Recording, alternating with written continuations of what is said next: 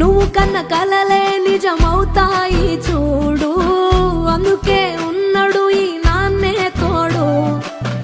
దశరథ మహారాజే నాన్నై పుట్టాడు, నువ్వు రాముడంత ఎదగ